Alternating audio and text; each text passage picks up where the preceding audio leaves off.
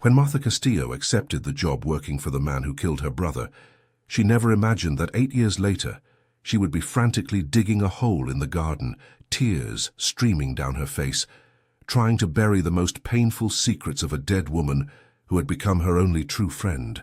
But that was exactly what her employer, Arthur Vance, found that stifling March afternoon in suburban Texas. His cook on her knees in the dry, reddish earth, her soiled hands trembling as she clutched an antique box filled with letters that would reveal betrayals, lies, and a devastating truth about the impossible love his late wife Eleanor had carried in silence until her last breath. What began with a secret buried in the flower bed would turn into the most agonizing and redemptive journey the 52-year-old businessman would ever face, proving that sometimes the people we save are exactly the ones we hurt the most. Discover now how a simple cook and an arrogant entrepreneur found in shared suffering the only possible path to the redemption they both desperately needed. The suffocating heat of that late March afternoon in the Dallas suburbs made the asphalt shimmer into liquid mirages that distorted the landscape. Arthur Vance pulled his heavy-duty pickup into the garage at 3:20 p.m., an unusual time for a man who typically arrived home only after the sun had set. At 52, the entrepreneur carried on his shoulders the weight of a mid-sized logistics and trucking company he had built brick by brick over 2 decades, sacrificing weekends, holidays, and countless moments with the family that now no longer existed. The 2-story house, with its white walls and wide windows, remained silent at that hour. Arthur loosened his tie as he climbed the 3 steps to the side entrance, feeling the suit fabric cling to his sweat-dampened skin. He had left a tedious meeting with suppliers early because a throbbing migraine had hammered his temples since noon, making it impossible to maintain the focus on numbers and spreadsheets that usually dominated his attention with absolute ease. As he walked down the hallway leading to his second-floor office, Arthur paused by the window overlooking the side garden. What he saw made him completely forget the headache. Down below, near the massive, gnarled live oak tree that shadowed the flower bed where his late wife Eleanor used to plant jasmine and roses, a figure moved with frantic desperation. Martha Castillo, 47, the housekeeper and cook who had worked in the house for 8 years, was on her knees in the dry, reddish earth. Her hands were digging a hole with an urgency that seemed inhuman, her dirt-caked fingers tearing at the soil with brutal force. The white apron she always kept immaculate was stained with wet mud, and even from a distance, Arthur could see that the woman's face was covered in ceaseless tears, leaving bright streaks on her cheeks. Arthur's heart hammered in his chest. For 8 years, Martha had been a constant, silent presence in the house, preparing punctual meals, keeping everything in order, never late or absent a single day. She was a woman of few words who carried out her duties with mechanical efficiency and disappeared into her own quarters in the back of the property as soon as she finished work. Seeing her in this state of total breakdown was as shocking as finding the walls of the house collapsing. Arthur hurried down the stairs, nearly stumbling on the last steps. He crossed the living room and exited through the door, leading to the side garden. The exterior heat hit him like a physical blow, but he barely noticed. His dress shoes sank into the parched lawn as he approached the ancient live oak, whose twisted branches cast dancing shadows over the unfolding scene. When he was just 10 feet away, Arthur called out, "Martha?" His voice came out louder than intended, charged with a concern he couldn't hide. The cook was so startled that her entire body jerked. The objects she was holding slipped, and one fell directly into the hole she had dug. It was then that Arthur recognized the antique wooden box, with hand-carved details that he knew as well as the lines on his own palm. It was the jewelry case that had belonged to Eleanor. The air seemed to escape Arthur's lungs. That box should have been locked in the safe in the master bedroom, along with his wife's other belongings that he hadn't been able to touch since she passed away 3 years earlier, a victim of a prolonged illness that had consumed not only her body, but also the savings Arthur had accumulated for years. How was that box in Martha's hands? And why in the hell was she trying to bury it in the garden? "What are you doing?" The question came out harsher than Arthur intended. He took 2 more steps toward Martha, who was now standing, backing up with her shoulders pressed against the rough trunk of the oak tree. The woman was trembling from head to toe, and her tears continued to fall, wetting the collar of her simple blouse. Mr. Vance, I didn't mean to—" Martha's voice came out in ragged sobs. She brought her dirty hands to her face, leaving streaks of earth on her cheeks, already stained by tears. "I was just trying to protect her memory." Arthur felt confusion mixed with the anger that was beginning to boil in his veins. "Protect? Protect from what? You stole that box from my room." He bent down and retrieved the wooden case from the shallow hole, shaking off the reddish dirt clinging to the delicate carvings. "No, no, sir, I swear." Martha held out her hands in a gesture of supplication, her eyes wide with genuine panic. I found it hidden, in the kitchen pantry, behind the canned goods, and I would never, never enter your room, you know that." For 8 years, Arthur had never seen Martha raise her voice, never seen her show emotion beyond a polite, contained smile. Now she was practically shouting, the words spilling out in desperate bursts as more tears streamed down her face. There was something in that despair that felt too real to be an act. Arthur opened the box with trembling hands. Inside, along with a few simple pieces of jewelry he recognized, the silver bracelet he had given Eleanor for their 15th wedding anniversary, the butterfly-shaped brooch she had worn on their wedding day. There were envelopes. Several envelopes yellowed with age, sealed with wax that was already cracked. What is this? He picked up one of the envelopes and saw his own handwriting on the front. To Eleanor, with all my love. But the envelope had never been opened. There were at least 10 envelopes there, all addressed to Eleanor in his own script, all sealed and untouched. No, they were not letters he had written. Arthur tore open the first envelope with fingers that trembled so violently they ripped part of the paper. The letter he pulled out was written in a hand he instantly recognized, Eleanor's delicate, sloping script. My dearest Arthur, the letter began, dated 4 years earlier, months before the diagnosis that would change everything. I write these words because I cannot speak them aloud, because I know that if I do, our life together will crumble in a way we can never repair. Arthur's hands began to shake violently. He continued reading, feeling every word pierce his chest like shards of glass. I know about Debbie. I know about the afternoons you spend in her office. I know about the late-night phone calls you pretend are just work matters. I know everything, my love, and every day I pretend not to know is like dying a little inside.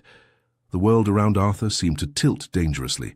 He collapsed onto his knees in the reddish dirt, the letter trembling in his hands.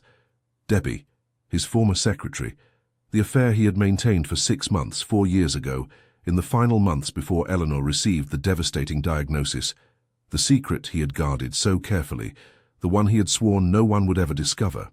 But Eleanor knew. She always knew. Mr. Vance. Martha's voice sounded small and broken. I found this box this morning. I was looking for a jar of artisanal peach preserves in the pantry, and I saw it hidden back there, covered with old rags. When I opened it and saw the letters, when I read what was written, Arthur looked up at Martha. The tears soaking the cook's face now made sense. She had read those letters. She had discovered the secret he thought he had taken to the grave along with Eleanor. Why were you trying to bury this? Arthur's voice was hoarse, almost inaudible. Martha slid down the trunk of the live oak until she was sitting on the ground, hugging her knees to her chest. Because Mrs. Eleanor, she didn't deserve for those words to exist. She didn't deserve for anyone to read how much she suffered. I thought if I buried the letters, if I made them disappear, her memory could remain untouched. Clean. Arthur looked at the other envelopes inside the box. 10 letters, maybe more. Each one a testament to the betrayal he had committed, the pain he had caused the woman he had promised to love until death. Did she write about me in these letters? Arthur could barely form the words. About what I did? Martha nodded slowly, wiping her face with the back of her dirty hands. In all of them, sir. She wrote whenever the pain became too great to keep only inside her. And she would tell me sometimes on the afternoons we cooked together. She needed someone to listen, and I was just the cook. Someone safe to hold her secrets. The revelation hit Arthur like a punch to the gut. For all those years, he had imagined Eleanor only talked to Martha about recipes and domestic trivialities. He had never suspected that his wife confided her deepest sorrows in the woman who prepared their daily meals. How much did she tell you? Arthur asked, his voice barely a whisper. Everything, Mr. Vance. She told me everything. The silence that followed was broken only by the distant whirring of cicadas and the creaking of the oak branches in the hot afternoon wind. Arthur held the letter against his chest, feeling the sweat-dampened paper stick to his dress shirt. The headache that had brought him home early was now insignificant compared to the agony tearing him apart inside. He had betrayed Eleanor. She had found out. And instead of confronting him, screaming, demanding explanations or divorce, she had simply kept it all inside. Written letters she never sent, confided in the housekeeper, died carrying that weight alone. Why did she never tell me? Arthur raised his face to the sky, as if expecting to find answers in the sparse clouds floating above the Dallas suburbs. Why did she never confront me? Martha remained silent for a long moment. When she finally spoke, her voice was heavy with an ancient, profound sadness. Because she loved you, Arthur, even with all the pain, even knowing she loved you more than she loved her own dignity. The words cut deep. Arthur closed his eyes, feeling his own tears begin to escape. In 30 years of marriage he had never cried in front of anyone but Eleanor, but now the tears came unbidden, hot and bitter, rolling down his face and dripping onto the reddish earth of the garden. "I need to read all of them," Arthur said, opening his eyes and staring at the wooden box in his hands. "All the letters. I need to know what I did to her." Martha stood up slowly, wiping her soiled hands on the stained apron. "Are you sure they are going to hurt, Mr. Vance? They are going to hurt deeply. I deserve that pain." Arthur took all the envelopes from the box, organizing them by date. The oldest was 4 years ago. The most recent had been written just 2 weeks before Eleanor received the diagnosis that would seal her fate. He stood up, holding the letters against his chest as if they were the most precious things in the world. In a sense, they were. They were the last true words of his wife, the thoughts she had never had the courage to share aloud. "Martha," Arthur said, looking into the cook's red and swollen eyes, "thank you for trying to protect her, for being the friend she needed when I was the coward I was." Martha simply nodded, unable to speak. She turned and began walking toward the house, leaving behind the shallow hole in the flower bed and the marks of her hands in the reddish dirt. Arthur stood there, under the shadow of the massive live oak, holding his wife's posthumous confessions. The afternoon sun beat down relentlessly on the suburbs, but he barely felt the heat. All he felt was the crushing weight of guilt and the terrible certainty that his life, as he knew it, had just completely fallen apart. And the worst was yet to come, because inside those yellowed envelopes, written in Eleanor's delicate hand, waited truths that Arthur Vance had never imagined facing. Night fell over the Dallas suburbs like a heavy curtain, bringing with it minimal relief from the scorching heat that had punished the city all day. Arthur Vance sat in his leather armchair in the office, illuminated only by the weak light of the desk lamp. Before him, spread in a semicircle, lay Eleanor's 10 letters, organized chronologically like pieces of a puzzle he dreaded assembling. He had already read 3 of them. Every word was a precise stab to his heart, revealing not only Eleanor's knowledge of the affair with Debbie, but also the meticulous details she had observed. His wife described the faint lipstick stains on the collars of the shirts he brought home for the laundry, the unfamiliar perfume clinging to his blazer, the poorly rehearsed lies about meetings that stretched late into the evening. Eleanor documented everything with cruel precision, as if documenting her own humiliation was a way to maintain her sanity. In the 4th letter, dated 3 years and 8 months ago, Eleanor wrote, "He came home at 11 tonight saying he was sorting out issues with the new route to Houston, but I called the office at 10 and the secretary said everyone had left hours ago. Where was he, my God, with her, always with her, always? I prepared his favorite dinner, the signature beef Wellington that takes me 3 hours to perfect, and he ate it quickly, without looking into my eyes, without noticing that I used the special seasoning I learned from my grandmother. Does he notice anything anymore? Do I even exist to him? Don't miss the next videos. Subscribe now, hit the bell icon, and comment where you're watching from." Returning to the story. Arthur closed his eyes, feeling nausea rise in his throat. He remembered that night. He remembered leaving Debbie's apartment at 10:30, inventing the excuse about Houston on the drive home, eating Eleanor's dinner in a rush because he just wanted to shower and sleep, exhausted by the guilt that gnawed at him even as he continued the betrayal. A soft sound pulled him from his memories. Martha was standing in the office doorway, holding a tray with a cup of coffee and some warm, homemade biscuits. She hesitated before entering, as if awaiting permission. "Come in," Arthur said, his voice hoarse from crying. "Please." Martha placed the tray on the desk, avoiding looking at the scattered letters. Her eyes were still red and puffy from the afternoon in the garden, but she had changed clothes and washed her face, regaining some of her usual composure. "You need to eat something," she said softly. "You haven't had anything since you arrived." Arthur looked at the food without appetite, but took a cup of coffee out of politeness. The warm liquid went down his throat, bitter and comforting at the same time. "How long did you know all of this?" Martha clasped her hands in front of her body, a gesture Arthur recognized as the one she made whenever she was uncomfortable.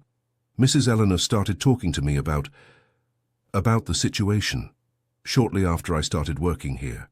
"That makes it 8 years, sir." "8 years," Arthur repeated, letting the weight of the number sink in. "You worked in this house for 8 years, knowing I was cheating on my wife, knowing she was suffering, and you never said a thing." "It wasn't my place, Mr. Vance." Martha kept her gaze fixed on the floor. "I was just the cook. Mrs. Eleanor needed someone to listen, and I was there. But it was never my right to judge or interfere." Arthur placed the cup on the table harder than he intended, making the liquid splash. "Judge? Interfere? Martha, I destroyed my wife. You should have screamed at me. You should have told me I was being a monster. And would you have listened?" Martha's question came out in such a low tone that Arthur barely heard it. But there was something in the words that made him stop. She was right. If Martha, the quiet and discreet cook, had come to him 8 years ago accusing him of infidelity, he probably would have fired her instantly, furious at the intrusion. The silence settled between them, heavy and suffocating. Outside, the crickets sang their nightly symphony, and the warm Texas night wind made the curtains dance gently. "Sit down," Arthur said suddenly, pointing to the chair across the desk. "Please, I need to understand." Martha hesitated, but finally sat on the edge of the chair as if ready to flee at any moment. She had never sat in that chair before. She had never been in Arthur's office except to clean. "Tell me about her," Arthur asked, feeling the tears start to sting his eyes again. "Tell me about the conversations you had, about what Eleanor said when I wasn't here." Martha took a deep breath, and for the first time since Arthur had known her, she slightly relaxed her tense shoulders. "Mrs. Eleanor was strong, you know, stronger than anyone I've ever met. She woke up every day, got dressed, took care of the house, took care of you, sir, and carried all that pain inside her, as if it were a burden only she could bear. But she didn't have to carry it alone," Arthur whispered. "She thought she did, sir. She told me once that if she confronted you, she would have to make a decision, divorce or forgiveness, and she couldn't choose either one. So she chose the third option, pretending she didn't know and waiting. Waiting for what? Waiting for you to realize your mistake on your own. Waiting for you to end the affair without her having to beg for it. She had hope, Mr. Vance, even when she shouldn't have." Arthur picked up the 5th letter, still unread, and opened it with trembling hands. This one was from 3 years and 5 months ago, written on a Sunday afternoon. "He stayed home all day today. We watched a movie together on the couch like we used to, and for a moment I almost forgot everything. He held my hand during a sad scene, and I thought, it's over." He realized. "He's back to me." But then his phone rang and I saw her name on the screen. Debbie. He went outside to answer and stayed in the garden for 20 minutes, laughing softly, talking in that affectionate way he doesn't use with me anymore. And I stayed on the couch, holding the cooling popcorn, realizing that nothing had changed. Nothing is ever going to change. Arthur's hands trembled so much he could barely hold the paper. He remembered that Sunday. He remembered the movie, some romantic comedy Eleanor had chosen. He remembered answering the phone call from Debbie, who had called just to ask about some documents that could very well have waited until Monday. And he had gone outside to talk because he wanted to hear her voice, because he was addicted to that forbidden adrenaline of the secret. "When did it end?" Martha asked softly. The affair with Lady? 2 months after that letter. Arthur ran his hand over his face, feeling the stubble scratch his palm. Eleanor started having the first symptoms: dizziness, extreme fatigue, pains she tried to hide. I panicked, realizing I might lose her, and I ended everything with Debbie. I thought I was being noble, that I was making the right choice, but the truth is I was just a coward afraid of being alone. You stayed with her during the treatment, Martha said. During the 2 years of illness, you never left her side.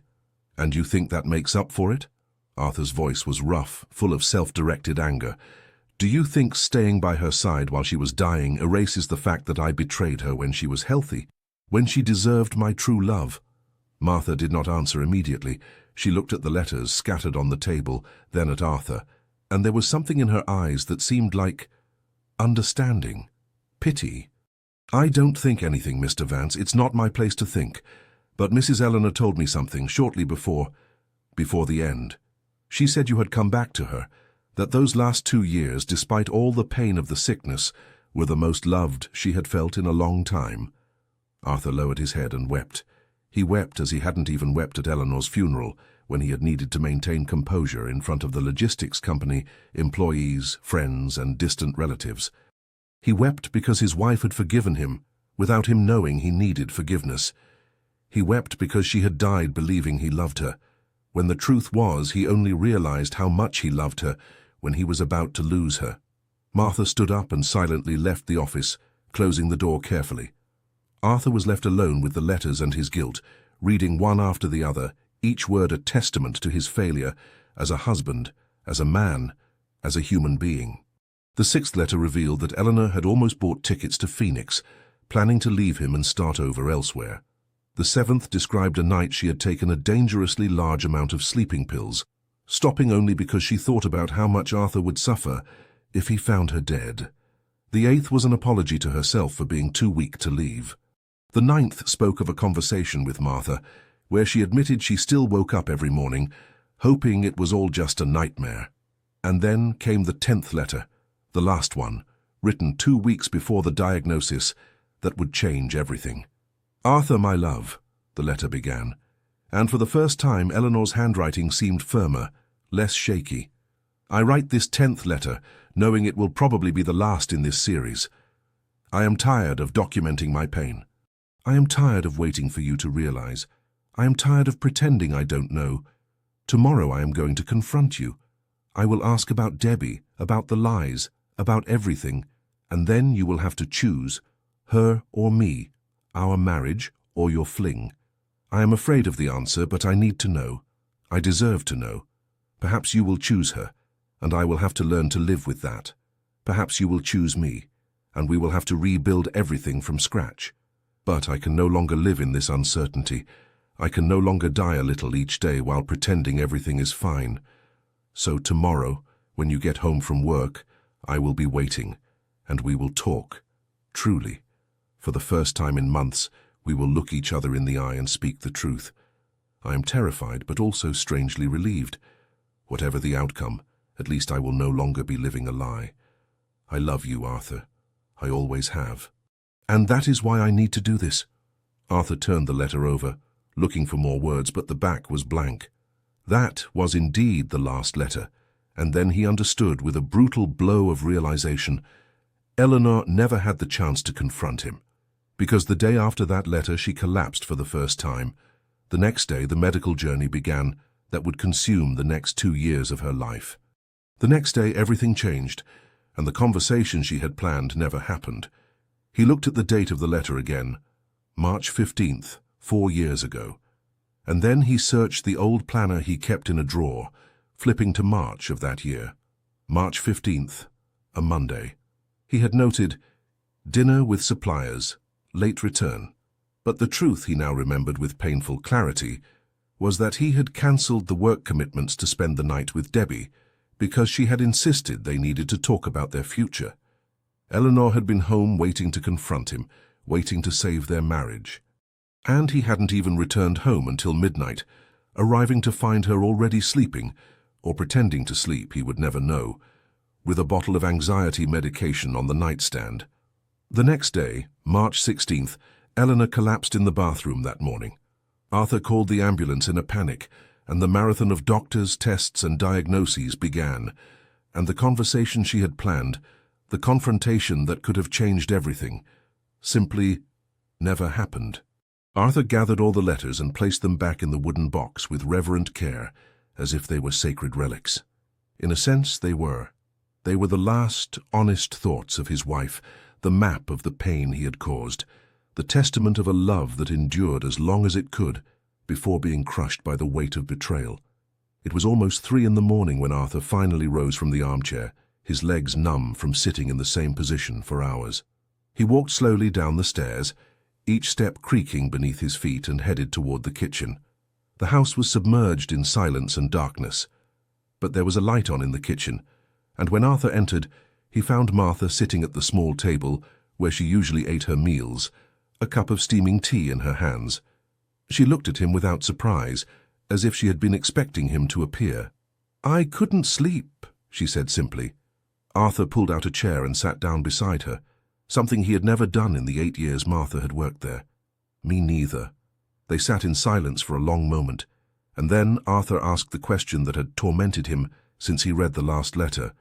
"Were you here that day, March 15th, 4 years ago, the day she planned to confront me?" Martha nodded slowly. "I was. Mrs. Eleanor spent the whole day nervous, practicing what she was going to say. She asked me to make your favorite dinner. She said she wanted everything to be perfect for the conversation. We stayed in the kitchen for hours, preparing the beef Wellington, the special sauce tenderloin, the pecan pie. She was so hopeful, you know, so scared but hopeful. And I didn't even come home," Arthur whispered, the guilt crushing his chest like a giant stone. "She waited until 11 at night. Then she put all the food away and went to her room crying. The next day when she collapsed," Martha paused, her voice failing. "When she collapsed, I thought it was from sadness. Only later did the doctors discover it was the illness."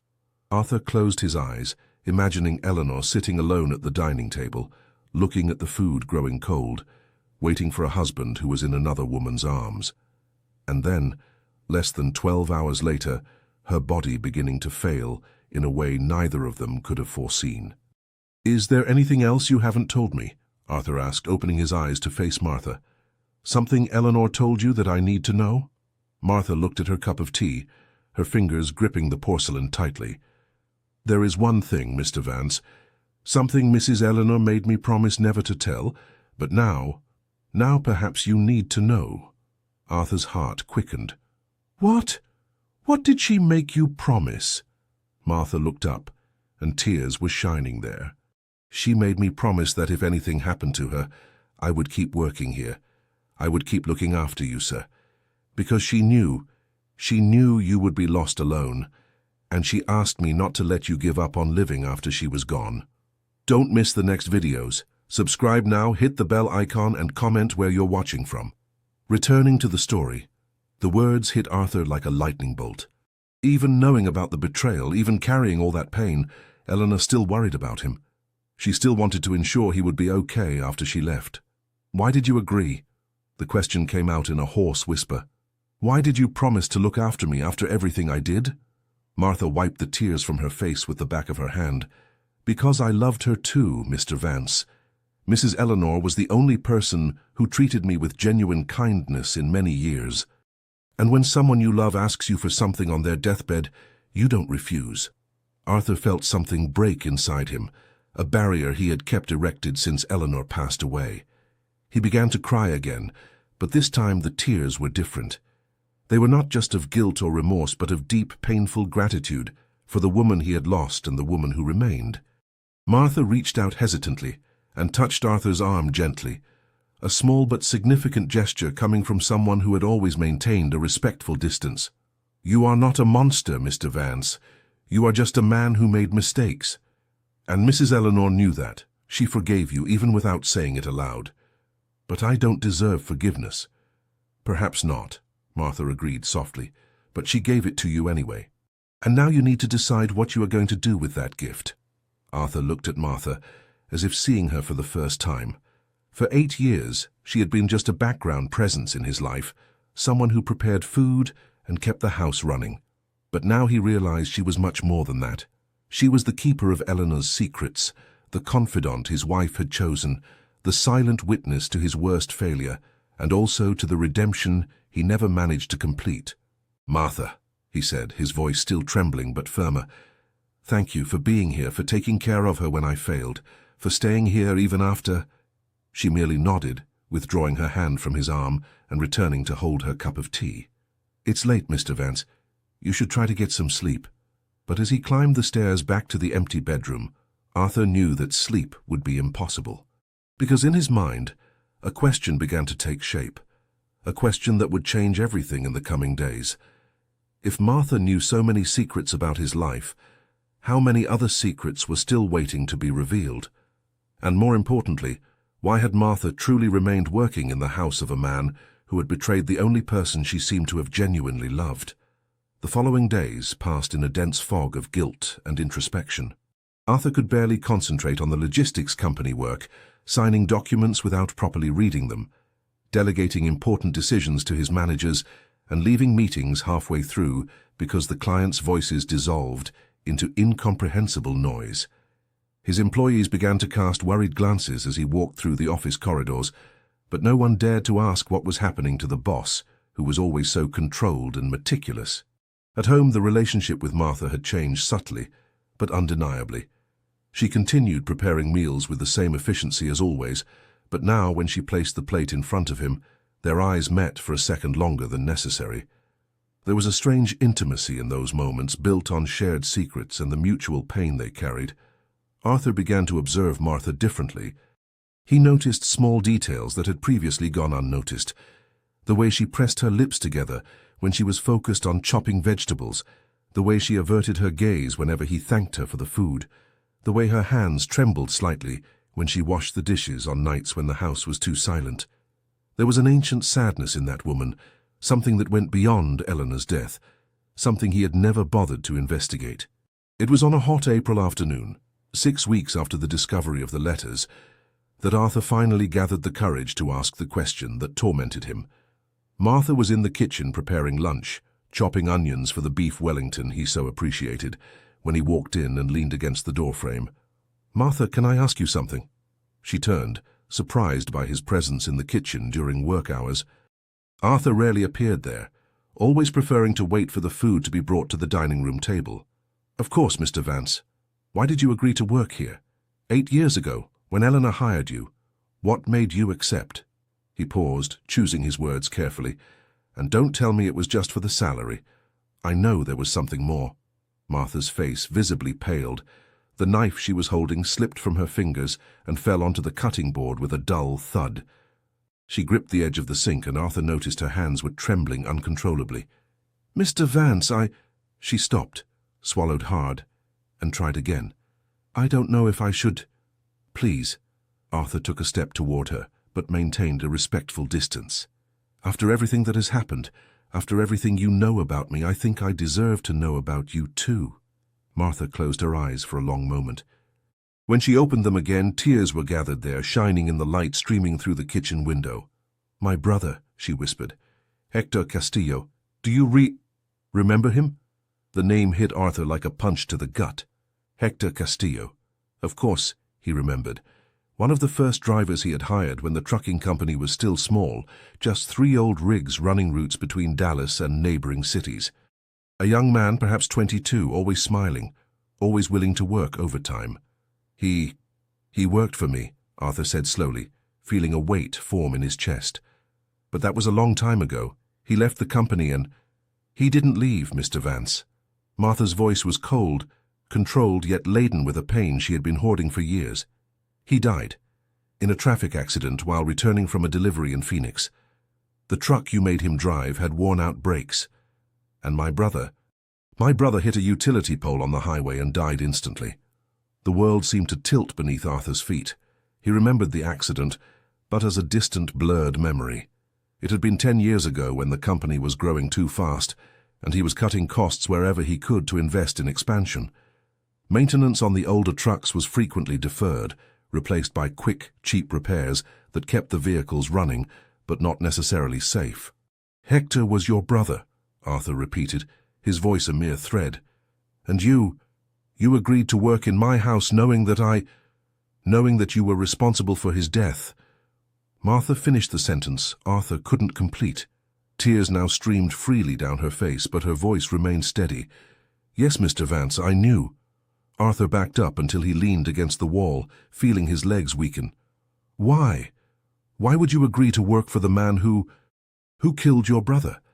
Martha wiped the tears with the back of her hand, getting onion residue on her cheeks, which soon began to sting, making her eyes water even more. "Because Mrs. Eleanor sought me out.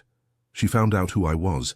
She discovered that Hector was my brother, and she came to my house 2 years after the accident and asked for my forgiveness." "Eleanor knew?" Arthur could barely process the information. "She knew about the accident, about the brakes. She investigated. After the accident happened, she became restless, started asking questions. She found out about the deferred maintenance, about the savings you were making, and she discovered that my brother left an unemployed older sister, caring for our sick mother." Martha took a deep breath, trying to control the emotion that threatened to overflow. "Mrs. Eleanor offered me a job. She said she couldn't undo what happened, but she could at least help the family Hector left behind." Arthur slid down the wall until he was sitting on the cold kitchen floor, his legs finally giving out completely. Eleanor had never mentioned any of this. For all those years she had kept that secret, just as she had kept the secret about Debbie. How many other things had his wife kept to herself, carrying the weight of his mistakes without ever confronting him? "I didn't accept at first," Martha continued, her voice now softer. "I hated you, Mr. Vance, hated everything you represented. A rich businessman who put profit above safety, who killed my brother through negligence and then went on with his life as if nothing had happened. Then why did you accept?" Arthur looked up at her from the floor, feeling small and pathetic. "Because my mother was dying of cancer, and I had no money for the treatments. Because Mrs. Helena not only offered me a job but also paid all my mother's medical expenses during the last months of her life. Because that woman, the wife of the man I hated, showed more compassion and humanity than I had ever known." Martha crouched down to Arthur's level, looking him in the eyes. "Mrs. Eleanor saved my mother. She gave her dignity in her final days. And when my mother passed away, 2 months after I started working here, Mrs. Helena held my hand at the funeral and cried with me like family." Arthur covered his face with his hands, unable to bear the weight of yet another devastating revelation. Eleanor had corrected his wrongs without his knowledge. She had found Hector's family, taken responsibility for the accident he had caused, offered redemption where he had offered only negligence and forgetfulness. "I came here hating you," Martha said, now sitting on the floor beside him. "I plan to uncover your secrets, expose your failures, maybe even destroy your company as revenge for what you did to Hector. But then I truly got to know Mrs. Eleanor. I saw how kind she was, how genuinely she cared about me, and I realized she was suffering, Mr. Vance, suffering so much that sometimes I would find her crying alone in the kitchen when she thought no one was watching." "Because of me," Arthur whispered. "Because of you," Martha confirmed. "And suddenly my revenge didn't make sense anymore. Because hurting you would mean hurting her, and I couldn't do that to the only person who showed me kindness when I needed it most." They sat on the kitchen floor in silence, two strangers united by secrets and losses, by shared guilt and undeserved forgiveness. Outside, the Texas sun remained relentless, making the heat shimmer over the asphalt of the quiet street where Arthur's house stood as a monument to his failures. "Do you still hate me?" Arthur finally asked, turning to look at Martha. She thought for a long moment before answering. "I don't know, Mr. Vance. Sometimes I do. Sometimes I look at you and I see the man who killed my brother out of greed. But other times I see the man Mrs. Eleanor loved despite everything, and I wonder if perhaps there is something good hidden somewhere inside you." "There isn't," Arthur said bitterly. "I am exactly the monster you think I am. I killed your brother. I betrayed my wife. I have lived a whole life of selfishness and negligence." Martha slowly stood up, extending her hand to help him rise. Arthur hesitated, but finally accepted, allowing himself to be pulled back to his feet. They stood facing each other, and for the first time Arthur truly saw Martha Castillo as a complete person, not just as the silent cook who inhabited the back of his house. "Mrs. Helena gave me something before she left, Martha said, releasing his hand. Something she made me promise to deliver to you only when the time was right. I didn't know when that time would be, but now I think I do. She left the kitchen, and Arthur followed her toward the back of the house where Martha's quarters were located. It was the first time he had entered that space, a small room with a private bathroom that Eleanor had specially built for the cook. The room was simple but cozy, with a single bed covered by a patchwork quilt, a small bookshelf and an antique wooden dresser. Martha opened the top drawer of the dresser and retrieved a notebook bound in brown leather, worn by time and handling. She handed it to Arthur with reverence as if it were a sacred object. "The recipe book," Martha said. "Mrs. Eleanor gave it to me 3 days before she passed. She said that when you were ready to truly change, I should give this to you. Don't miss the next videos. Subscribe now, hit the bell icon, and comment where you're watching from." Returning to the story, Arthur opened the notebook with trembling hands. The first pages contained recipes written in Eleanor's delicate script, detailed instructions for preparing beef Wellington, pecan pie, corn casserole, and sweet potato soufflé. But as he turned the pages, the recipes began to mix with personal notes, reflections on life, on their marriage, on the pain.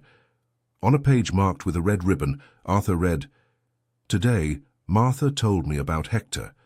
I knew she was his sister from the beginning, of course, but today she finally opened up about the pain she carries. She said she sometimes still dreams of her brother, still wakes up expecting to see him. I understand that pain. I also wake up every day expecting to see the Arthur who truly loved me, and I find only the ghost of the man he used to be. But I cannot entirely blame him. I chose to stay. I chose to forgive. And in the process, perhaps I lost myself." Arthur turned more pages, each one revealing layers of suffering he had never imagined existed.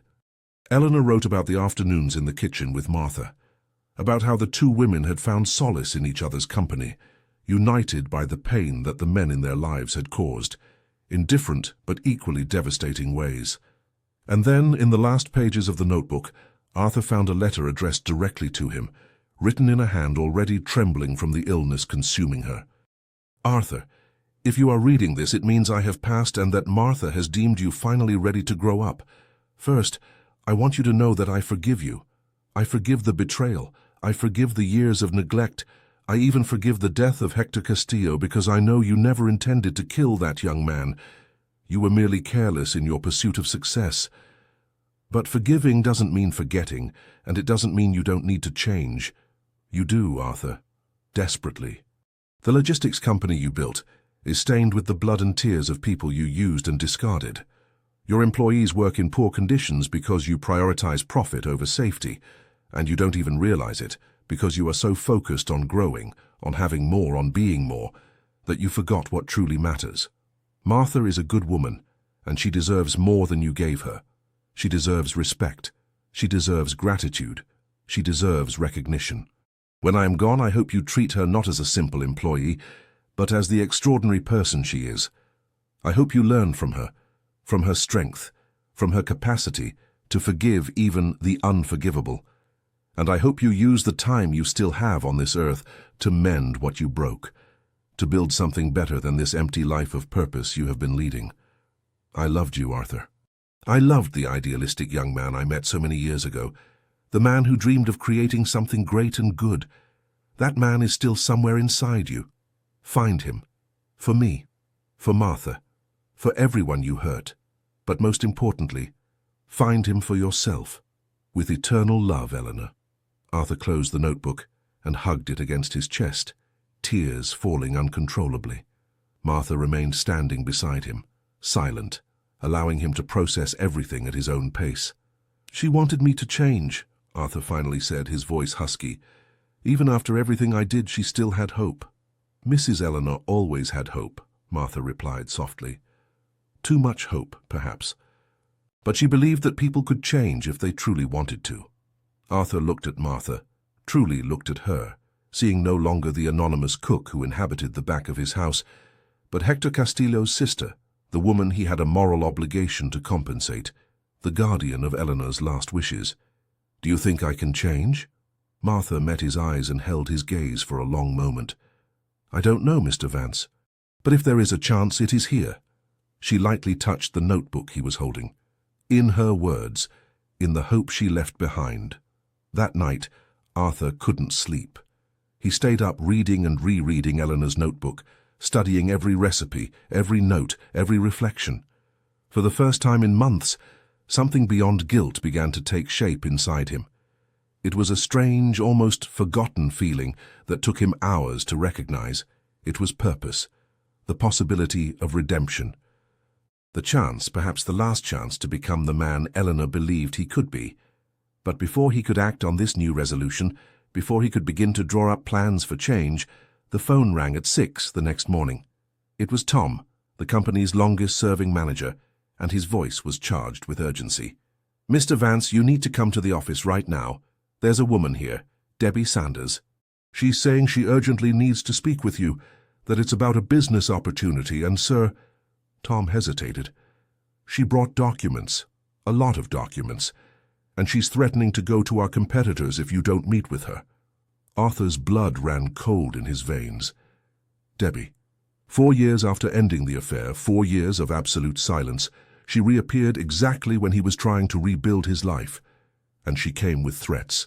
As he dressed in a hurry, Arthur couldn't shake the growing feeling that his attempt at redemption was about to be tested in a way he never imagined. And the worst part was, he had no idea if he would be strong enough to pass the test. Arthur arrived at the logistics company office with his stomach churning with anxiety. The 2-story building was located in the industrial park outside Dallas, surrounded by other logistics companies and storage warehouses. He parked his pickup in the reserved spot and sat for a moment, trying to gather the strength to face what awaited him inside. Through the windows of the second floor, where his office was located, he could see the silhouette of a woman pacing back and forth. Debbie. Even from a distance and after 4 years, he recognized that confident, almost arrogant stride that had once so attracted him. Tom was waiting for him at the reception desk, his face etched with worry. The manager was 63 and had worked for the logistics company since its inception, when he was just a warehouse helper, and Arthur barely had money to pay salaries. "Mr. Vance," he said in a low voice, casting nervous glances toward the stairs. "She arrived an hour ago. She's very insistent." "What exactly does she want?" Arthur asked, loosening the tie that felt like it was strangling his neck. "She didn't want to speak to me in detail. She said she would only talk to you. But she mentioned something about proprietary information and missed opportunities." Tom hesitated before continuing. "Sir, she brought a briefcase full of documents. I recognized some logos of competing companies." Arthur felt a chill run down his spine. He climbed the stairs slowly, each step seeming to weigh a ton. When he opened his office door, he found Debbie sitting in his chair, behind his desk, as if the office belonged to her. Debbie Sanders was 41 now, but looked younger. Her brown hair was cut in a modern, expensive style. Impeccable makeup highlighted her green eyes, and she wore a skirt suit that probably cost more than Arthur paid his drivers in a month. Discreet, but clearly costly jewelry adorned her neck and wrists. "Arthur," she said with a smile that didn't reach her eyes. "It's been a while." "Debbie." He closed the door and remained standing near it, refusing to sit in the chair across the table, as if he were a visitor in his own office. "What do you want?" She stood up gracefully and walked to the window, observing the movement of the trucks in the yard below. "Straight to the point, as always. I like that about you." She turned to face him. "I need a job, Arthur. I thought you could help me, considering our history." "Our history ended 4 years ago," Arthur said, keeping his voice firm despite the nervousness he felt. "And if you need a job, there are thousands of companies in Dallas and the region, but none know me as well as you do." Debbie's smile was somewhat predatory now, and none have as much to lose if certain information were to surface. There it was, the veiled threat Tom had mentioned. Arthur crossed his arms, forcing himself to maintain eye contact. "What information?" Debbie picked up the briefcase resting on the desk and opened it, spreading documents across the surface. Arthur approached and felt his blood run cold as he recognized what he saw. Exclusivity contracts he had signed years ago with suppliers, delivery routes that were considered trade secrets, cost spreadsheets that showed exactly how much he profited from each operation. Information that, in the hands of competitors could destroy his competitive advantage. "How did you get this?" Arthur's voice was a rough whisper. "You gave me access to everything, remember, when we were close." Debbie ran her fingers over the documents with satisfaction. "I was your secretary. I had the system passwords. I knew your processes. I knew where every important file was stored. And I was smart enough to make copies before you fired me." "You were fired for attempting to embezzle company money," Arthur said, anger beginning to replace the shock. "For stealing. Proving that would be complicated," Debbie countered with a shrug, "especially now that the evidence is gone. But these documents," she tapped the briefcase, "these are very real and very valuable to your competitors. Trans-Global Logistics, for example, would pay a fortune to know exactly what you charge Palmetto Industries for that exclusive route to Chicago." Arthur felt the trap closing around him. For years he had wondered what had happened to Debbie after the firing. Now he discovered she had been planning, waiting for the right moment to return and collect what she considered due. "How much do you want?" he asked, hating himself for asking the question, but seeing few alternatives. Debbie smiled, and this time the smile was genuine, filled with triumph. "I want my job back. Not as a secretary, of course. I want to be commercial manager. $80,000 salary, company car, premium health plan.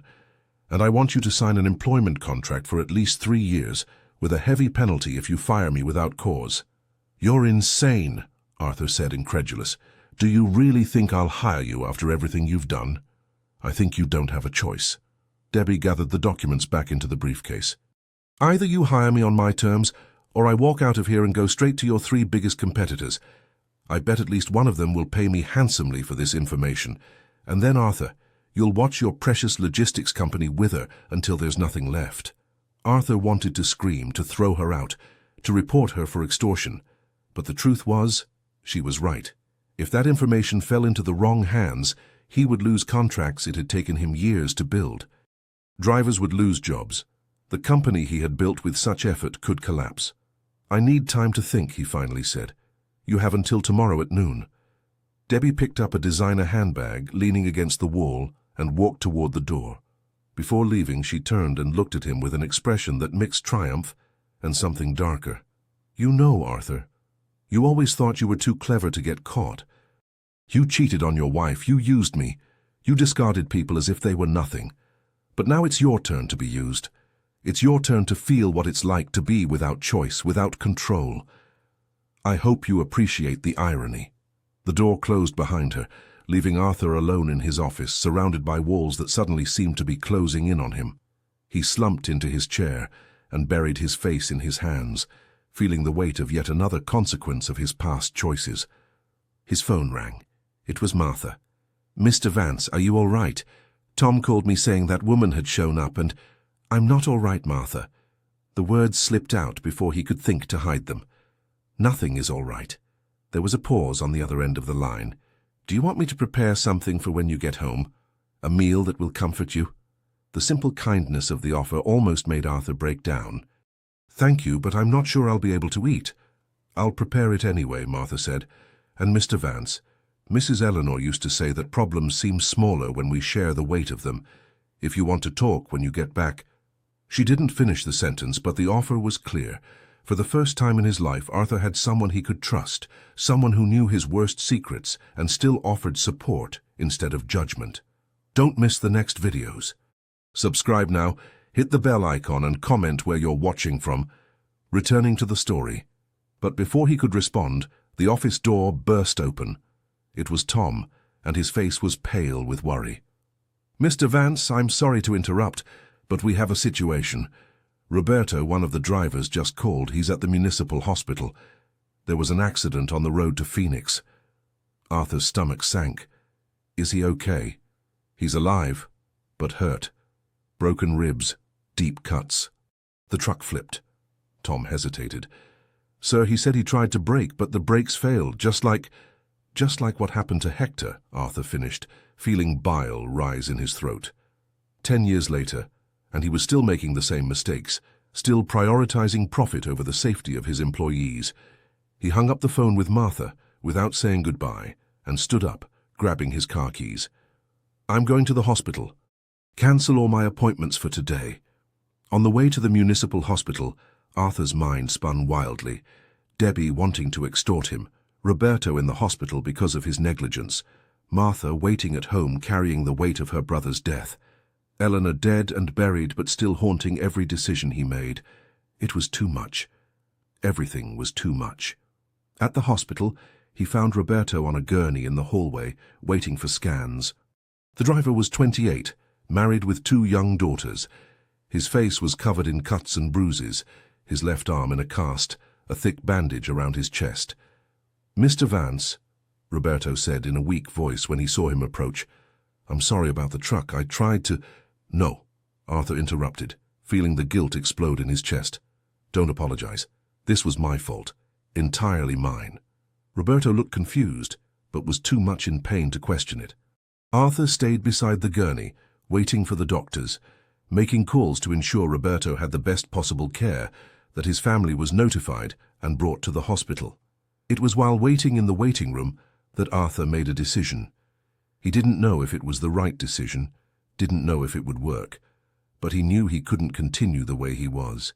He could no longer be the man who sacrificed other people in the name of his own success. He called Tom. "I want you to conduct a full inspection of every single one of our trucks. Every one. And I want maintenance reports for the last 5 years on my desk tomorrow morning. Any vehicle that is not in perfect safe condition is grounded until it's fixed, no matter how much it costs or how many contracts we have to delay." "Sir, that will cost a fortune," Tom protested. "And we'll lose—" "I don't care about the cost," Arthur said, surprising himself with the firmness in his voice. "I will not have another death on my conscience. Not one. Do what I'm asking." After hanging up, he sat down in one of the hard plastic chairs in the waiting room and closed his eyes. For the first time in weeks, he felt like he was doing something right, even if it was too late for Hector, even if it was just a tiny first step on an impossible journey of redemption. When he finally returned home, it was evening. Martha was waiting for him in the kitchen, and as promised, she had prepared food. The smell of beef Wellington filled the house, bringing back memories of Eleanor, of simpler times, of a man he used to be or perhaps never was. "Sit down," Martha said gently, and Arthur obeyed without question. She placed a steaming plate in front of him and sat on the other side of the table. For the first time, there was no traditional separation between employer and employee. There were just 2 human beings sharing a meal, and the weight of terrible secrets. "Debbie wants to extort me," Arthur said, the words spilling out in a rush. "She has information that can destroy my company, and she wants me to hire her back. And today, a driver had an accident because I once again neglected proper maintenance. I am falling apart, Martha." "Everything is falling apart." Martha said nothing for a long moment, just watched him with those dark eyes that had seen so much suffering. Then she spoke, and her words were Eleanor's, echoing through her. "When everything is falling apart, it is because something new needs to be built." "I don't know how to build anything new," Arthur admitted, feeling tears threaten to fall again. "I only know how to destroy." "Then learn." Martha's voice was firm now, without pity, just raw truth. "Mrs. Eleanor believed you could learn. I'm still not sure if I believe it, but I'm willing to give you a chance. A single chance to prove that there is something good inside you." Arthur looked at the plate of food, at the woman who had prepared it despite everything he had done, at the house that was a monument to his failures and Eleanor's frustrated hopes. What if I can't do it? What if I am incapable of changing? Martha stood up and began clearing the dishes, even though Arthur had barely touched the food. "Then I will leave, Mr. Vance. I will walk out of this house and this life, and you will be left alone with your choices. But if you truly try, if you show that you are willing to be better, then maybe, just maybe, there is still hope." She left the kitchen, leaving Arthur alone with his thoughts and the cooling food on the plate. Outside, the Dallas suburbs slept under the starry Texas sky, indifferent to the human dramas unfolding on its quiet streets. Arthur picked up his cell phone and looked at his contacts. His finger hovered over Debbie's name, over the temptation to simply give in, to give her what she wanted, and keep his business life intact.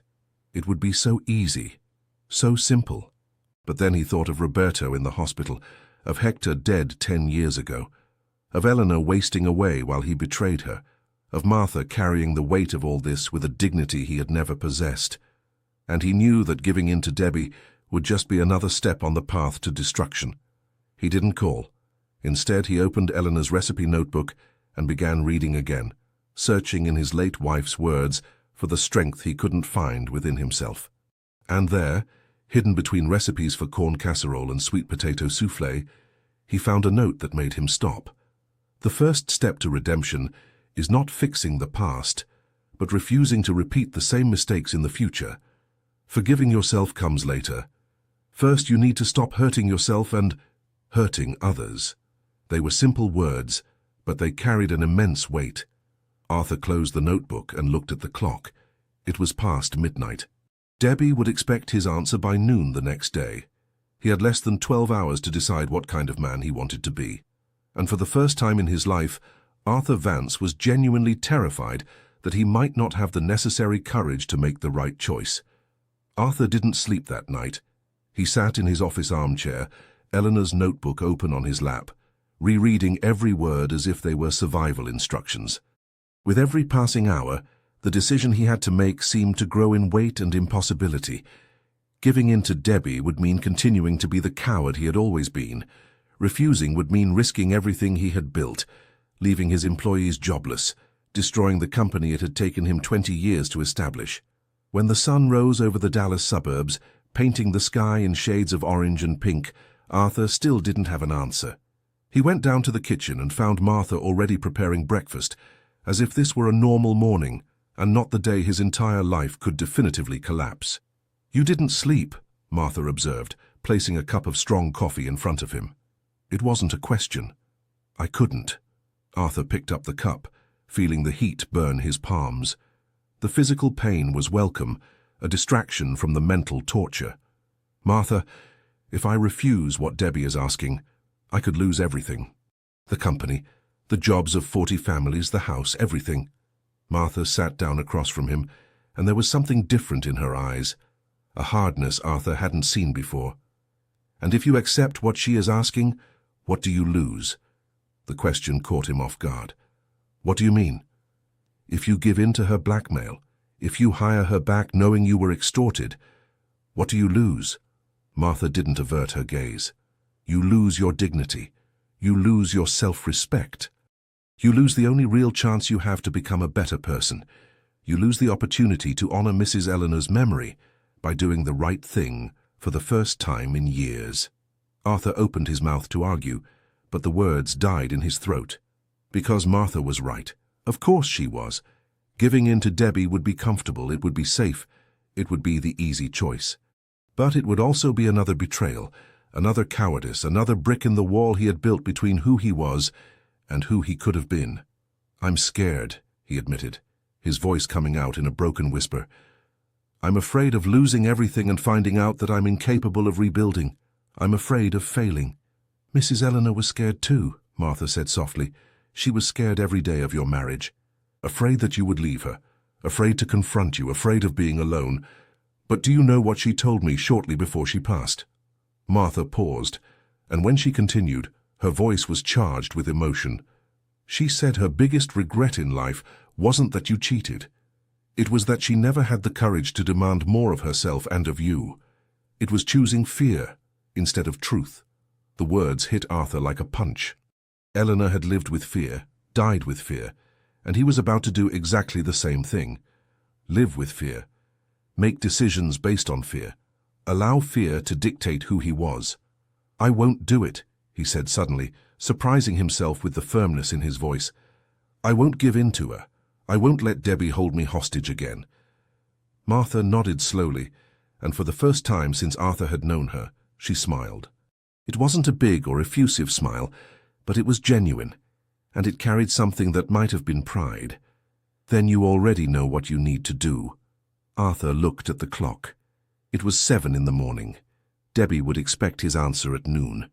He had 5 hours to prepare not just his refusal, but also a plan to deal with the consequences. Because if he knew Debbie, and he did, she wouldn't accept a no without a fight. He picked up the phone and started making calls. First to Tom, requesting the maintenance reports he had asked for. then to the company lawyer, explaining the situation and asking about his legal options against extortion, then to each of his managers, calling an emergency meeting for 9 a.m. When he arrived at the office, his employees were already waiting for him. 42 worried faces looked at him in the makeshift meeting room in the main warehouse. Drivers, mechanics, administrative staff, all gathered because they knew something serious was happening. Arthur stood in front of them, feeling the weight of 42 lives on his shoulders. Some of these people had worked for him for over 10 years. They knew his family, depended on the salaries he paid, trusted that the company would continue running tomorrow and the next month. "I gathered you here because I need to be honest," he began, his voice steady despite the fear gnawing at his gut. "The company is at risk. Someone from my past has returned with information that could seriously harm our business if it reaches our competitors, and this person is blackmailing me, demanding a job and a high salary in exchange for silence." Murmurs of shock and indignation ran through the crowd. Arthur raised his hand for silence. "I could give in. It would be easier, safer for all of us. But if I do that, I will be betraying everything I'm trying to build.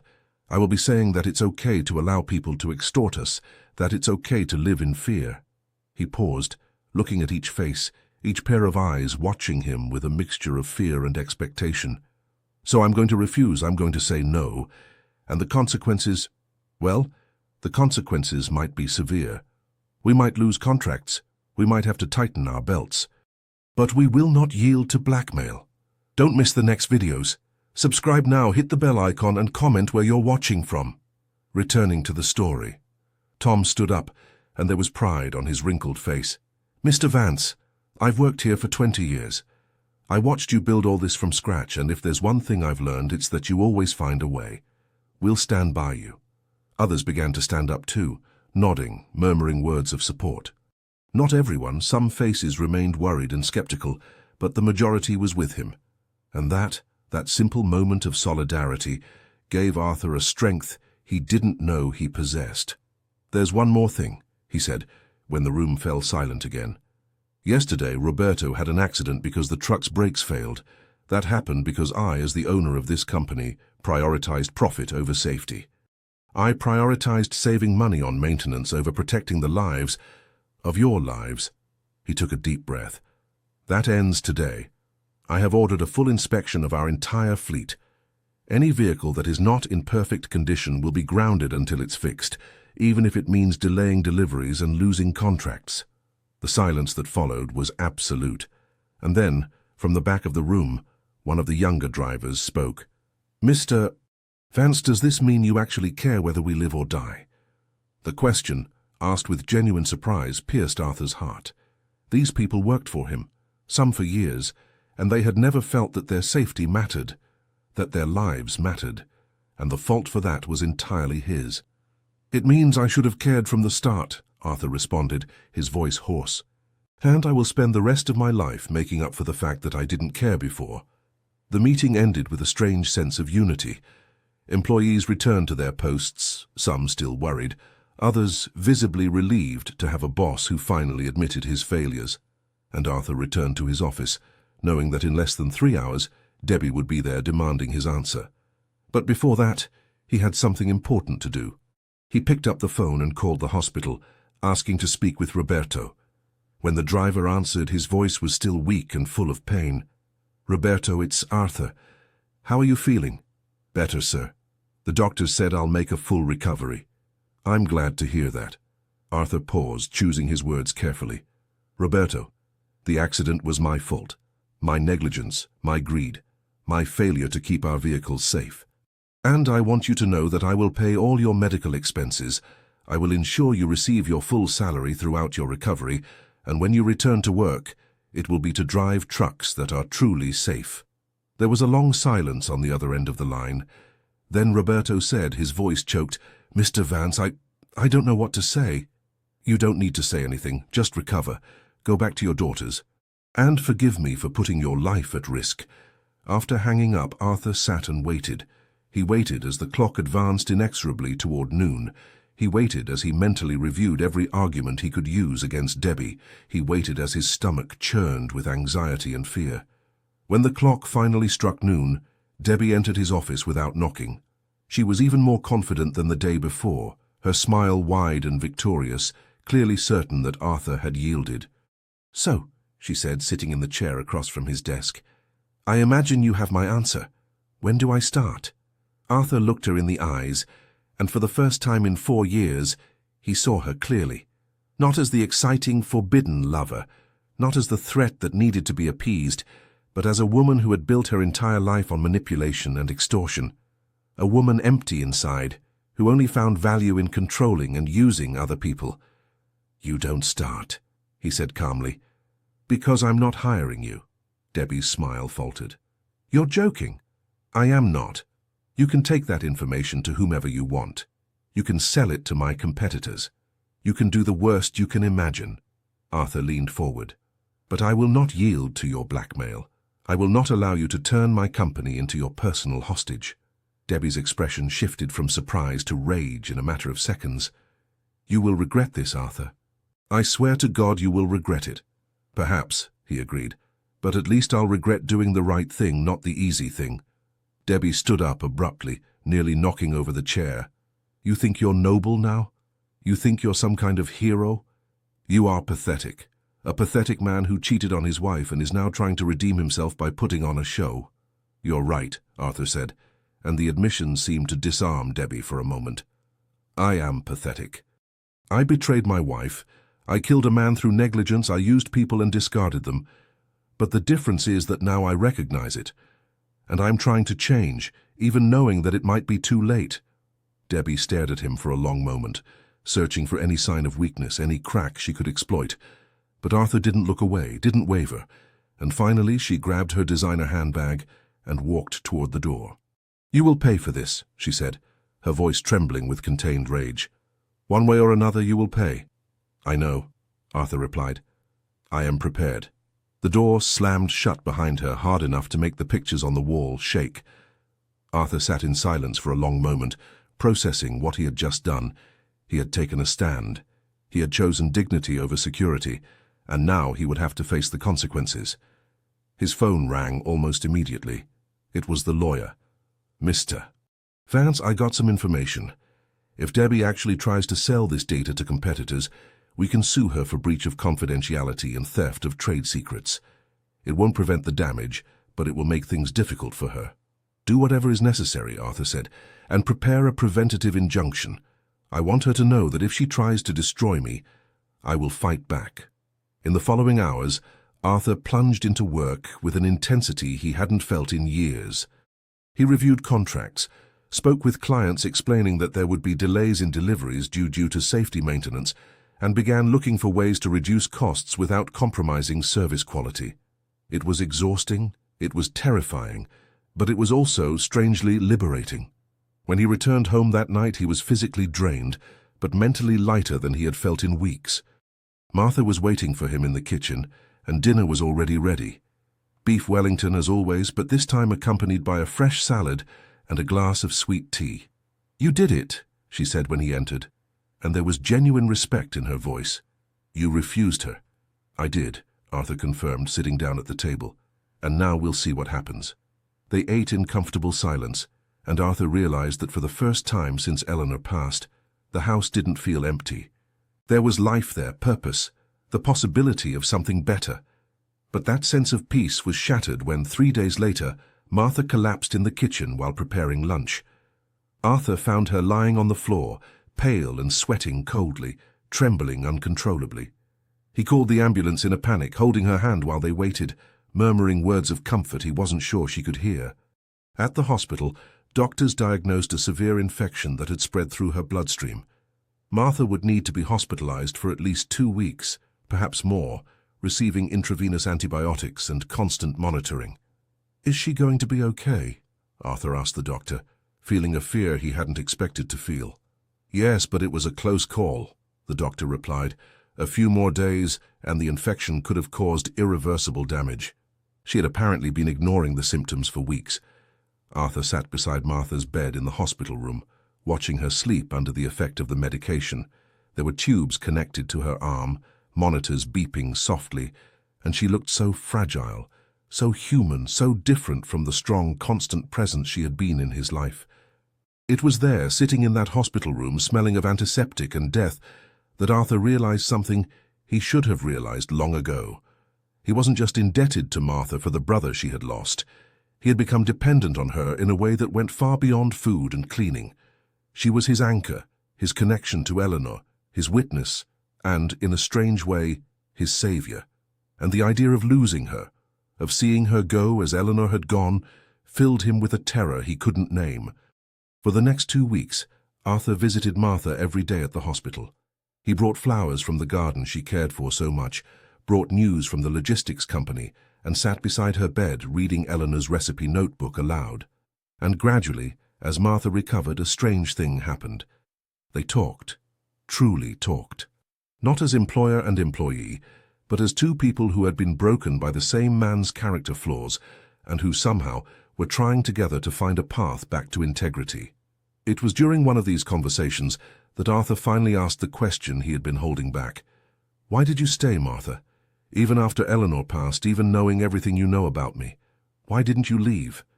Martha looked out the hospital window at the blue Texas sky stretching beyond the glass. "Because Mrs. Eleanor asked me to, and because I still had hope that maybe you could change. I didn't want her death to be in vain, you know. I didn't want the love she had for you to turn into just another wasted tragedy." The tears came without warning, streaming down Arthur's face as he held Martha's hand. "I don't deserve for you to stay." "No," she agreed softly, "but Mrs. Eleanor deserved it. And that is reason enough for now." When Martha was finally discharged and returned home, Arthur insisted she rest. He hired a temporary cook, an older woman named Mrs. Celia, who made good food, but who lacked Martha's special touch, that flavor that came not from secret ingredients but from genuine affection. And it was during Martha's recovery period, when Arthur was taking on more responsibilities around the house and beginning to understand how much he depended on that woman, that the final and greatest twist arrived in a way he never could have predicted. Don't miss the next videos. Subscribe now, hit the bell icon, and comment where you're watching from. Returning to the story. The great twist came on a rainy afternoon in June, 6 months after Arthur had discovered Eleanor's letters buried in the garden. Martha had fully recovered and returned to work, but something had changed between them. It was no longer an employer-employee relationship, but something deeper and indefinable, built on shared secrets and gradually earned forgiveness. Arthur was in his home office, organizing old logistics company documents in preparation for an audit he himself had requested, when he found a folder he didn't recognize. It was old, worn, and hidden at the back of a drawer he rarely opened. Inside were documents that made his heart stop. It was a recommendation letter Eleanor had written for Martha 8 years ago when she hired her. But it wasn't just a common recommendation letter. It was 3 handwritten pages where Eleanor detailed not only Martha's qualifications for the job, but also the entire history of Hector Castillo, the accident that took his life, the investigation she had conducted into the company's negligence, and the promise she made to herself to care for the young man's family. Arthur read every word with growing horror and admiration. Eleanor not only knew about the accident, she had investigated deeply, discovered exactly what happened, and identified the maintenance failures Arthur had authorized to save money. And instead of confronting him or reporting him, she had decided to take responsibility alone, seeking out Hector's family and offering restitution. But there was more. At the end of the letter, Eleanor wrote, "Martha Castillo deserves this opportunity not only because her brother was a victim of my husband's negligence, but because she herself is a woman of exceptional character. When I sought her out to offer employment and medical assistance for her sick mother, she initially refused. She said she didn't want charity from the man who killed her brother. But when I explained that this was not charity, but justice taking responsibility for a terrible mistake, she considered it, and she finally accepted, not for herself, but for the mother who needed urgent care. This is a woman who puts love above pride, who chooses life over vengeance. And I pray that, when my own time is up, Martha finds in her heart the capacity to do for Arthur what he never did for himself, force him to confront his flaws and become a better man." Arthur's hands trembled so much he could barely hold the paper. Eleanor had planned everything. From the start, From the first day Martha entered their home, his wife had been orchestrating his redemption. She had brought the sister of the man he killed into the house, not as punishment but as an opportunity to confront his guilt, to make amends, to learn what it meant to take true responsibility. Arthur went downstairs with the letter in his hands and found Martha in the kitchen, as always preparing dinner. The smell of beef Wellington filled the air, bringing back memories of all the meals she had prepared over 8 years, all the silent afternoons she had been there, witnessing his life, guarding Eleanor's secrets. "You knew about this?" he asked, holding out the letter to Martha. "You knew Eleanor planned everything from the start?" Martha wiped her hands on her apron and took the letter, reading it with eyes that already knew every word. "Yes, Mr. Vance, I knew. Mrs. Eleanor showed me this letter the day she hired me. She said she wanted that I understood exactly what she expected of me." "And what did she expect?" Arthur's voice was husky, charged with emotion. "That I would stay, that I would watch, that I would wait until you were truly ready to change." Martha placed the letter on the kitchen table and looked Arthur in the eyes. Mrs. Eleanor knew she was leaving. The first symptoms were already appearing when she hired me, although the doctors wouldn't diagnose it until months later.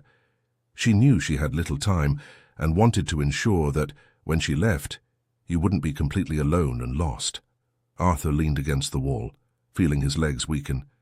She was dying and still worried about me, even knowing about the betrayal, even carrying all that pain. "Because she loved you, Mr. Vance." Martha approached him, and for the first time she touched his arm with genuine gentleness, not just as a gesture of courtesy. "Mrs. Eleanor loved you in a way I never fully understood. She loved you enough to forgive the unforgivable, to plan your future even knowing she wouldn't be present in it, to bring you the chance for redemption even when it would have been easier to simply let you sink into your own choices." The tears came, and this time Arthur didn't try to hold them back. He cried there in the kitchen, with Martha by his side, crying for the wife he had lost, for the woman he never deserved, for the love he had wasted, and that he now, too late, completely understood. "All these years," he said when he finally managed to speak again, "you've been here fulfilling the promise you made to her, guarding her secrets, looking after me, waiting. Waiting for you to wake up," Martha confirmed. "Waiting for you to become the man Mrs. Eleanor believed was hidden somewhere inside you." Arthur wiped his face with the back of his hands. "And do you think I woke up? Do you think I've changed enough?" Martha thought for a long moment before answering. 6 months ago, you were a man who ran from his responsibilities, who put profit above lives, who lived in lies and cowardice.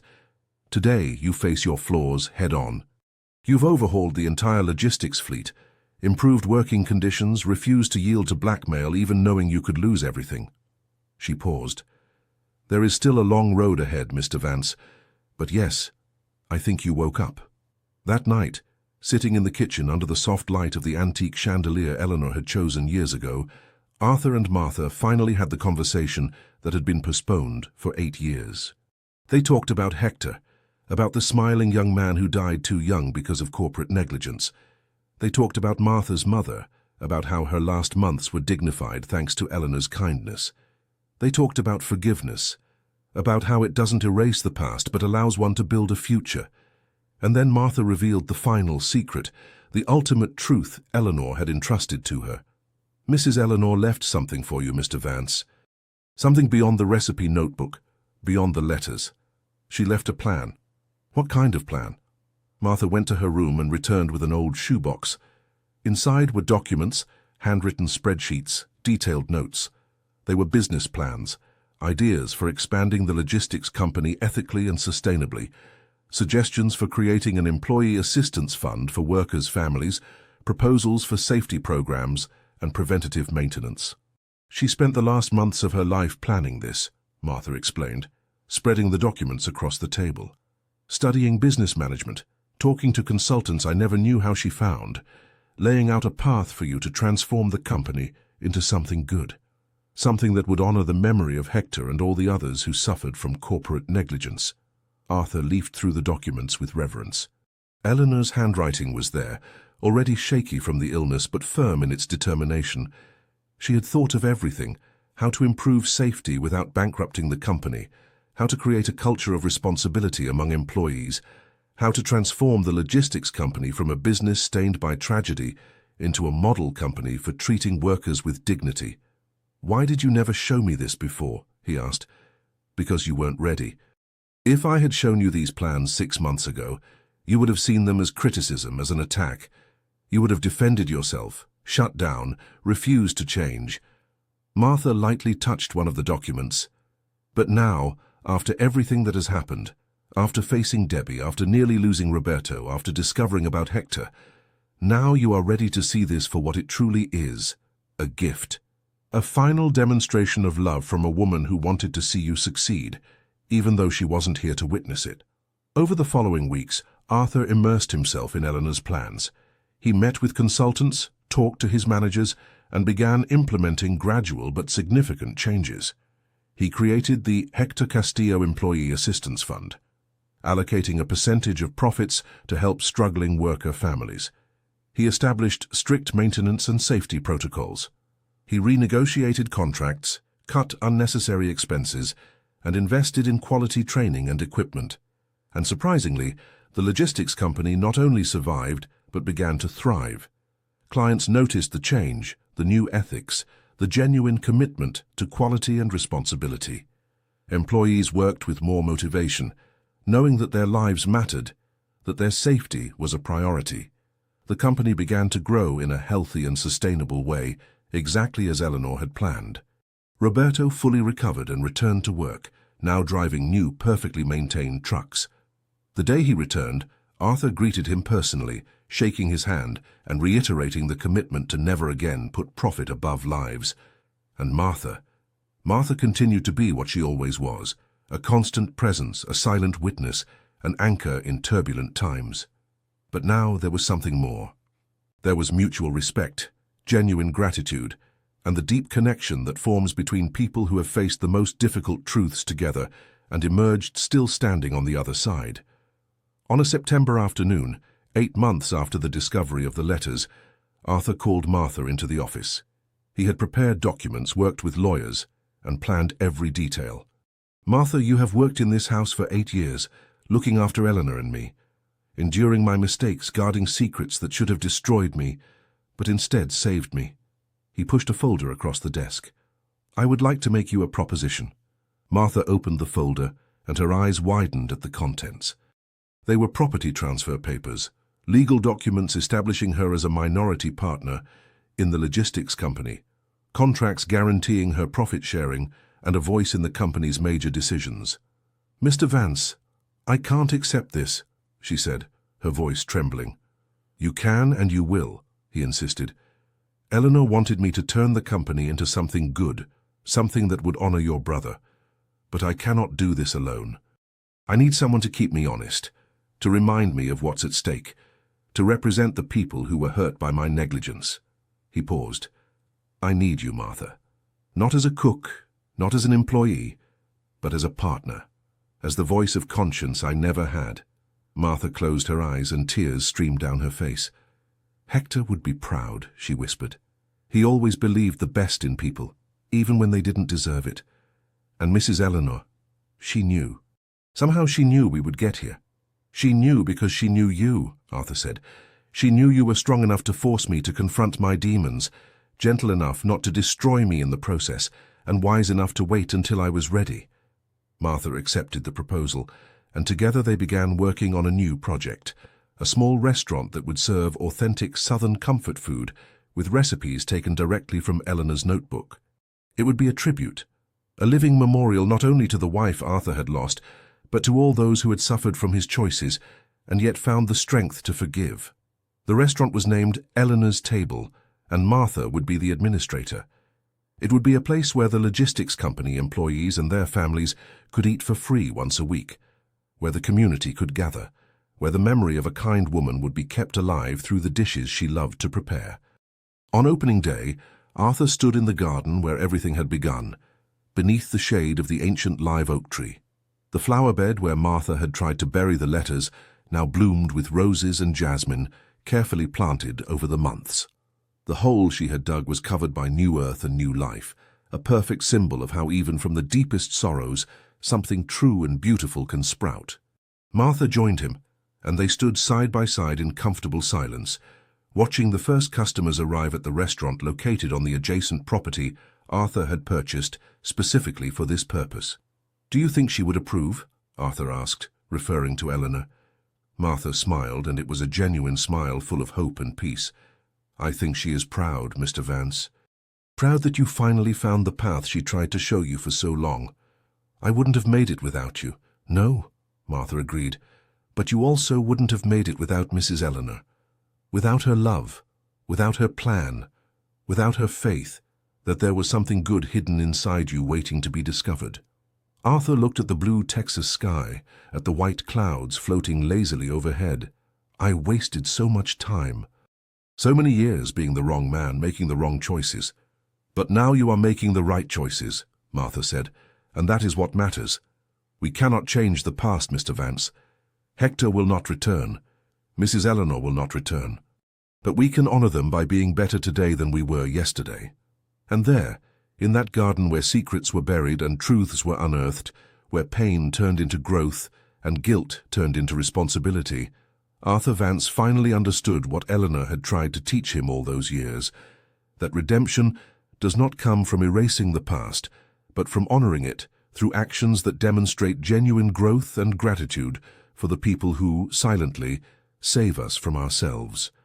Martha continued working alongside Arthur, no longer as an employee, but as a partner, friend, and the living guardian of Eleanor's memory. The logistics company prospered under the new ethical management, setting safety standards that other companies began to copy.